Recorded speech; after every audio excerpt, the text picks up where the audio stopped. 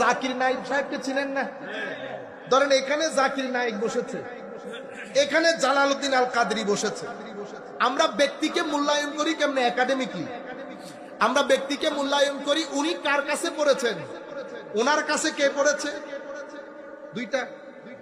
এবং সমসাময়িক যারা স্কলার তারা উনার সম্পর্কে কি মতামত পোষণ করেন, তিনটা। আমরা আলেম বিচার করি এভাবে। আপনি কার কাছে পড়েছেন? গেলাম জালাল সাহেব হুজুরের কাছে, হুজুর কার কাছে পড়েছেন? ও আমি পড়েছি মুফতি মুজাফফর সাহেব, ও অমুক মুহাদ্দিস, শাইখুল হাদিস অমুক। এগুলা পৃথিবী জানে, বড় বড় আলেম সব। আমি বলতেছি হুজুর আপনি কত সৌভাগ্যবান, এত বড় বড় আলেমের সুবতে বসেছে। সব বড় বড় শক্তি না, এই শক্তিগুলার সুবতে যখন বসেছে ভিতর ফানা হয়ে গেছে।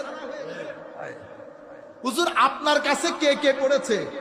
আমার কাছে কে কে? মুফতি ওসিউর রহমান আমার ছাত্র, মুফতি আব্দুল ওয়াজেদ আমার ছাত্র, ও আব্দুল আলী মুফাসসির আমার ছাত্র। আর হুজুরকে আর বাজানোর দরকার আছে? আচ্ছা, এরপরে হুজুর আপনার বন্ধু বান্ধব আপনাদের সাথে পড়েছে এমন কেউ আছে? তো আছে তো, কে? তো হুজুর বলতেছেন ওই অমুক অমুক অমুক। আচ্ছা, তাদের কাছে গেলাম, জালাল সাহেব হুজুর কেমন আলেম? ওয়া ওয়া ওয়া। হুজুর তো পুরা সমুদ্র এক বদনার ভিতরে ঢুকাই ফেলতে পারে। এটা হচ্ছে আলেম বিচার করার তরিকা, আলেম বিচার করার তরিকা। এখন নাম বাদ দেন, আমরা নাম না নেই। এখন আপনি আন্তর্জাতিক মুফাসসিরে কোরআন বসাইছেন, হুজুর কার কাছে পড়ছেন? কার কাছে পড়ছি? আমার উস্তাদের মধ্যে আছে তো আব্দুল কুদ্দুস, তারপরে সগীর আহমদ, তারপর হুজুর আব্দুল কুদ্দুস কে?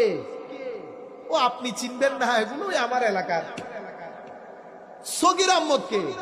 ও সগীর আহমদ আমাদের উপজেলার মধ্যে একটা মসজিদের ইমাম ছিলেন। এখন আমার একটা আইডিয়া হয়ে গেছে না আপনার লেভেল। হুজুর আপনি কাকে পড়াইছেন?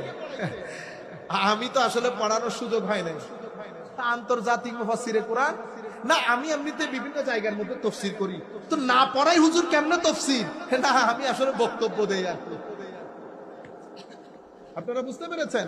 আচ্ছা, এরপরে হুজুর আপনার সাথে কে কে পড়েছে? আমার সাথে। এখন হুজুরের চোখ বড় হয়ে গেছে।